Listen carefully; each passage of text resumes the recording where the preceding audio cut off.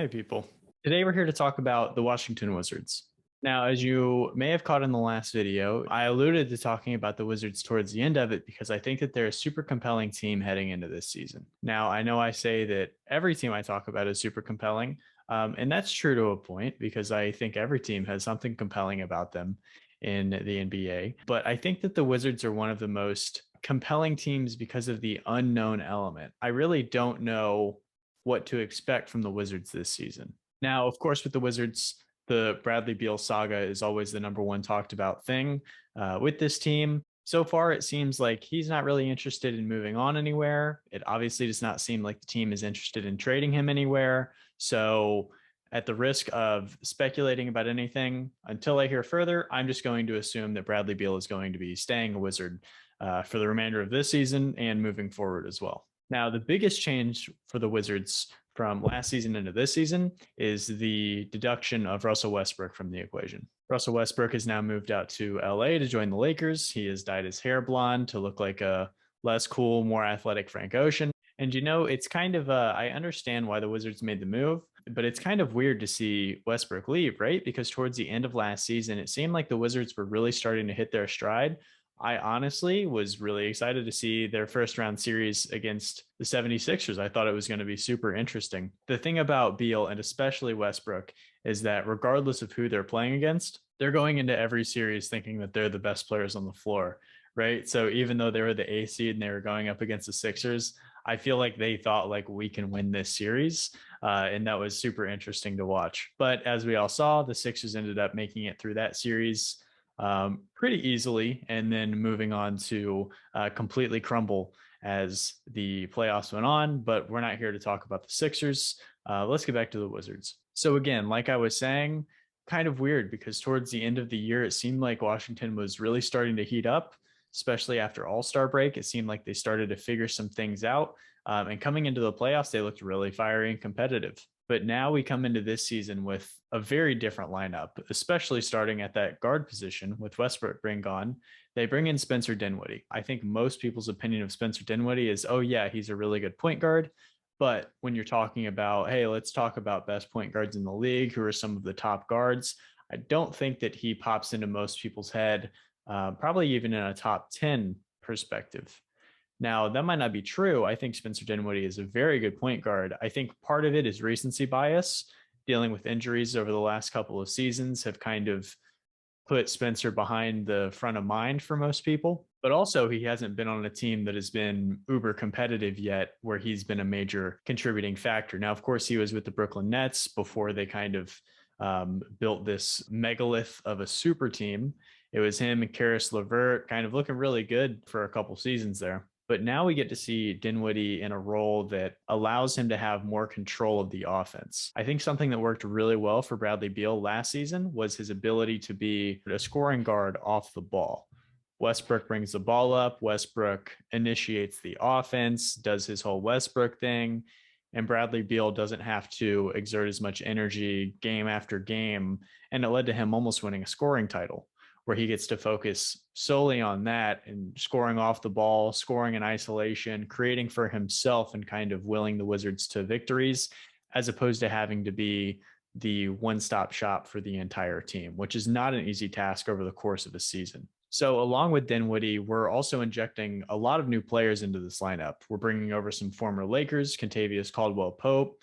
Montrezl Harrell is coming over as well, even though he's a former Laker, but not a direct former Laker. He made the hop to the other LA team before coming to Washington. And then also Kyle Kuzma as well, who I think is a very compelling player. I think a lot of people have looked at him as compelling over the years. He started out really, really strong in LA in those first couple of seasons, but I think Kuzma is finding himself in an interesting place here in Washington where he gets to proverbially spread his wings, if you will. He was always in a weird spot in LA, right? He plays a position that's basically small forward, power forward, shooting first forward, scoring first forward. And his position is behind possibly the two best forwards in the entire NBA, LeBron James and Anthony Davis. Maybe not the best, but you get my point. So Kuzma was always playing this role of like trying to find out where he fit. And while he might run into a similar problem in Washington, the expectations are certainly a little lower than they would be in LA just because of the media and what that team was and everything. And he kind of has an opportunity to show what he's got. Now, the reason that it becomes difficult to know what his opportunities are going to totally look like is he is leaving a situation with a lot of forwards and joining a situation that also has a lot of forwards. He's coming in with Rui Hachimura, who is continuously getting better and better. I don't think that anybody thinks that he's going to be an elite superstar in the NBA anymore, but he's certainly a very solid player who is continuing to build upon his craft season over season. Luckily, the aforementioned Montrezl Harrell and Kyle Kuzma's games are very different, so you can utilize them in different spots. So I don't think there's a lot of overlap there. But then Kuzma runs into this other kind of guardy forward traditional three spot that's pretty full of talent. Like we already talked about Kentavious Caldwell-Pope, but we also have Deni Avdija, who is probably going to be hopefully taking on a larger role for Washington this season. And then we, of course, have Davis Bertans, the man who is paid a ton of money by Washington. I don't think it's any secret that a lot of people think that that contract was relatively high for Bertans. I'm not saying that it wasn't warranted. I'm not saying it wasn't a good decision, but it is a lot of money for Davis Bertans. It's a lot of money for any player. And on top of Avdija and Bertans, they also went and drafted Corey Kispert, aka the guy who looks like the love interest from every Disney and Hunger Games movie. And so that's kind of what Kuzma's up against, right? It's a different opportunity. I think it's certainly a better opportunity, but there's still this kind of cluster of players that have kind of overlapping, not skill sets necessarily, but overlapping positional like attributes, right? And look, I'm not going to sit here and act like I'm some Washington Wizards expert. I'm sure you guys in the comments, please do, by the way, will tell me what you think this rotation is going to look like for this position. I mean, just some guys are going to have opportunities and some guys aren't. You have this weird cluster of guys that you either believe in from a franchise perspective, players that you drafted, and also new talent that you're bringing in who you hope is going to make your team better. So kind of how does all of that kind of work itself out? I don't know the answer to that, but it'll be interesting to watch. And I think that forward position is probably your strongest right now, your deepest rather, because your guard rotation also has some really, really good players, but just not as much depth. I'm not saying that there isn't depth there, but man, there's a lot of forwards in Washington going into the start of this season. So for that guard rotation, like we already talked about, Spencer Dinwiddie, who I'm a big believer in, I think he's going to have a great season.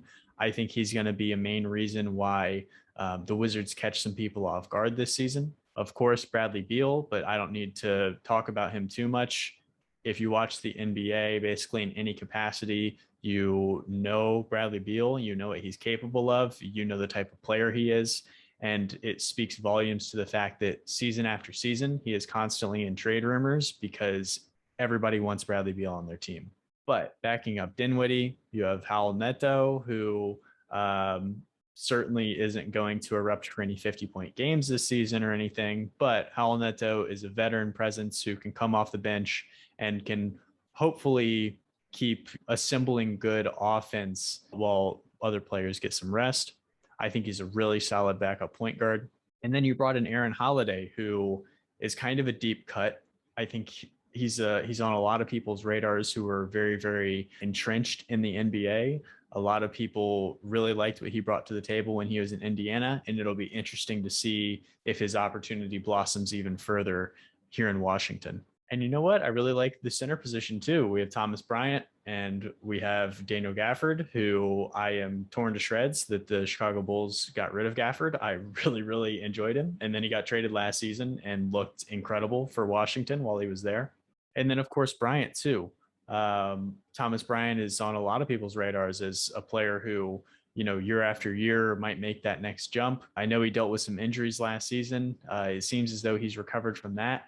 So it'll be interesting to see how they kind of split up the minutes there. I'm assuming the lion's share would go to Bryant, unless we see a lot more from Gafford. But I think that there's just more investment into Thomas Bryant and kind of more, not potential, because I think it's unfair to Gafford, but as far as it goes within Washington, more time and energy and development has gone into Bryant. And I think it's going to continue that way, but that's just speculative. I think the primary issue between the two of them is that they're both more traditional centers. I know they both have shown the capacity to shoot, but it's very limited. Daniel Gafford has literally never attempted a three-pointer as an NBA player. I was shocked. I went to look at his basketball reference page. None. And then Thomas Bryant, he shoots some threes, but he's averaging like two a game and he's making a good clip. But it's certainly not a part of his game where you'll be like, watch out for Thomas Bryant. He might light you up for, 30 from beyond the arc or anything like that. So that lack of stretch, I think, is going to be a difficult challenge throughout the season, especially with guys even deeper into your bench. You could put some choice Montrezl Harrell minutes in there at center if you wanted to go really, really small and aggressive and fast. But Montrez also is not known for being some knockdown shooter or anything like that. Just looking at the roster and from what I remember from Wizards games last season and kind of just looking at how they're compiled, I think this is a team that has a lot of desirable pieces. Now, I don't know if the Wizards will end up going the trade route, but they're kind of in the same range they were last year, right? You wouldn't expect them to be anything higher than a 6 seed probably. And in the worst case scenario, this is a team that might not make the playoffs. So maybe the avenue they end up heading this season is saying, hey, look, we have a lot of young desirable talent, especially that like guard forward spot, right? Between Avdia, between Corey Kispert, who they just drafted, of course. KCP, Montrezl Harrell are probably interesting to some teams. Kyle Kuzma is probably going to be staying here because he's been in trade rumors for a while and never got moved from LA until now. But he'll probably be proving himself. And I bet the Wizards are trying to kind of reinvigorate his stock throughout the NBA. So maybe that's the direction they go. Maybe they take one of these young shooters for a team that is looking to add some more shooting, and you try and add a little more variability to this team, whether that's more shooting from a big guy, whether that is shoring up a good guard rotation by adding a little more depth. I'm not saying that Neto or Aaron Holiday are bad players, but it's not like it's like, oh, we can't get any better than this. These are our guys. And then of course you have KCP too, who might be a trade piece. I know a lot of people would be really interested in adding a veteran NBA champion with a lot of playoff experience to their rotation. So that's the thing here with the Wizards. I think while they're certainly not going to be contending for a title this season, they have so many interesting pieces, and I just have no idea what it's going to look like. And I don't know what the results are going to be. But I would assume with Bradley Beal staying and the Wizards hoping to keep him long term, you want to have a team that is kind of over the hump, that is becoming competitive, right? So I look at this roster and say, man, maybe this team is going to come out and surprise some people, or maybe this team is going to come out and surprise some people and decide to make a move to be even more surprising. I really love Spencer Dinwiddie and Bradley Beal as a backcourt. I really love a lot of the shooting that's on this team. While it's young and unproven in a lot of ways, there's a lot of deep shooting to space out between those two guys. And I think there's two really solid centers down in the paint as well. So very solid team. Certainly not one that's going to be contending with your Nets, your Bucks, any of those top Eastern teams. But maybe you can sneak into the playoffs and surprise some people, or maybe you make a big splashy move to compile a couple of the guys that you have and build those into one more player who might be disgruntled. Maybe it's somebody that we're thinking of. Maybe it's somebody who hasn't even come to mind because those players pop up every year. Somebody always wants out. If it's me, I'm probably going to pencil this Washington Wizards team as being one of those bubble teams to be one of the last few to get into the playoffs. But I really would love to hear y'all's opinions. If you're a Wizards fan, what am I missing? What is this rotation going to look like that I'm overlooking? Who's a player people should have on their radars who might end up surprising us going into this season? And what are your hopes for the outcome of this year?